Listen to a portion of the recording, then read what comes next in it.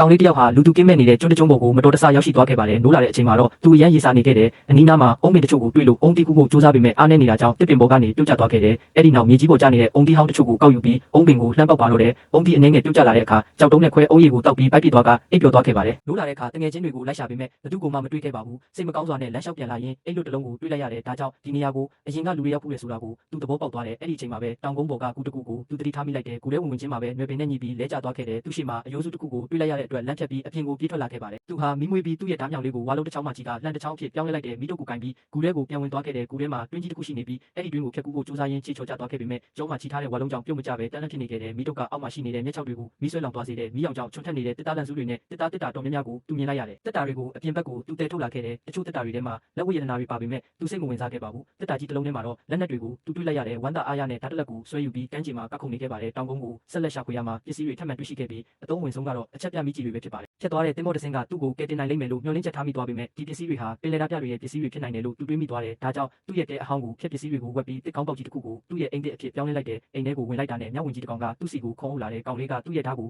ယူချင်ပေမဲ့မှားပြီးပလွေကိုကောက်ကင်မိသွားတယ်။ပလွေကိုမှုတ်လိုက်တဲ့အခါထွက်လာတဲ့ထူးဆန်းတဲ့အတန်ကြောင့်မြောက်ဝင်ကြီးလန့်ပြေးသွားပါတော့တယ်။အခုတော့ဒီကျုံးမှာအနေရည်အပြည့်ရှိနေတယ်ဆိုတာကိုကောင်လေးနားလည်သွားပါပြီ။သူဟာခိုင်မာတဲ့ထောင်ချောက်တွေကိုစတင်တိဆောက်ခဲ့တဲ့ရက်အနေငယ်ကြာတော့မြောက်ဝင်ကြီးပြန်ရောက်လာပေမဲ့ထောင်ချောက်ထဲမတော်တဆမိသွားပြီးအဝေးကိုလွင့်စင်သွားခဲ့တဲ့ကောင်လေးကအော်ရဲလိုက်တဲ့အတွက်မြောက်ဝင်ကြီးလည်းရှက်ရှက်နဲ့ထွက်သွားခဲ့တယ်။အဲ့ဒီညမှာတော့ကောင်လေးဟာသူ့အိမ်နဲ့တငယ်ချင်းတွေအကြောင်းအိမ်မက်မက်ပြီးငိုရင်းနိုးလာခဲ့ပါတယ်။အဲ့ဒီအခါနီးနားမှာမြောက်ဝင်ကြီးထိုင်နေတာကိုသူတတိထားမိလိုက်တယ်။ဒီတစ်ချိန်မှာတော့မြောက်ဝင်ကြီးကတီတီငိမ့်ငိမ့်နဲ့သူ့ကိုနှစ်သိမ့်ပေးဖို့ကြိုးစားခဲ့ပါတယ်။ကောင်လေးကပိုပြီးစိတ်ထိခိုက်သွားတယ်။မြောက်ဝင်ကြီးကကောင်လေးသူ့ကိုကြောက်နေတယ်လို့ထင်သွားတဲ့အတွက်သူ့ရှိမှထပ်မပေါ်လာတော့ဘူးဆုံးဖြတ်လိုက်ပါတယ်။နောက်တစ်နေ့မှာကောင်လေးဟာမှန်ပြောင်းကိုတုံးပြီးအနီးနားကကျွန်းတကျုံးကနေမိခိုးတွေထွက်လာတာကိုမြင်လိုက်ရတယ်။လေတစင်းတိဆောက်ပြီးအဲ့ဒီကိုရွက်လွင့်သွားခဲ့တယ်။အဲ့ဒီကျုံးမှာလူတချို့နေထိုင်ကြပြီးတောရိုင်းလိုင်းတွေနဲ့တူပါတယ်။အဲ့ဒီနောက်အမျိုးသားနှစ်ယောက်နဲ့အတူရက်နေတဲ့သူတငယ်ချင်းကောင်းမလေးတစ်ယောက်ကိုမြင်လိုက်ရတယ်။သူမကိုကယ်တင်ဖို့အပြေးလွှားသွားခဲ့ပေမဲ့ရုတ်တရက်တခြားတငယ်ချင်းတစ်ယောက်ထွက်လာခဲ့တယ်။ဒီလူတွေကအန္တရာယ်မရှိကြောင်းနဲ့တကယ်တော့သူတို့အသက်ကိုယ်တော်ကယ်တင်ပေးခဲ့တာဖြစ်ကြောင်းရှင်းပြခဲ့ပါတယ်။နောက်တစ်နေ့မှာကလေးတွေအားလုံးကျုံးဟောင်းကိုပြန်လာခဲ့ကြတယ်။ကောင်လေးကသူ့လုပ်ထားတဲ့ထောင်ချောက်တွေနဲ့သူရှာတွေ့ထားတဲ့ပစ္စည်းတွေကိုပြသခဲ့ပြီးလူတိုင်းကသူ့ကိုအများကြီးချီးကျူးခဲ့ကြတယ်။နောက်တစ်နေ့မနက်မှာတင်မော့တစင်းကိုတွေ့လိုက်ရပေမဲ့ပင်လယ်ဓာတ်ပြအလံလွှင့်ထူထားပါတယ်။ကလေးတွေအမြန်ပုံအောင်လိုက်ကြတယ်။ပင်လယ်ဓာတ်ပြတချို့ထောင်ချောက်ထဲမိသွားပေမဲ့ကျန်တဲ့သူတွေကဂူစီရောက်သွားပြီးကလေးတွေတငယ်ချင်းတွေကိုဖမ်းဆီးသွားခဲ့ပါတယ်။ကလေးတွေဟာကယ်ဆယ်ရေးအစီအစဉ်တစ်ခုကိုစဉ်းစားခဲ့ကြတယ်။ကောင်လေးနဲ့သူ့တငယ်ချင်းကပင်လယ်ဓာတ်ပြတွေကို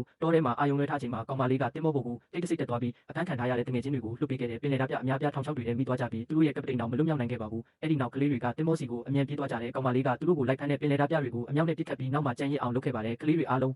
တင်မော့ပေါ်တက်ပြီးအိမ်ကိုပျော်ရွှင်စွာရွတ်လွတ်ပြန်သွားကြပါတော့တယ်။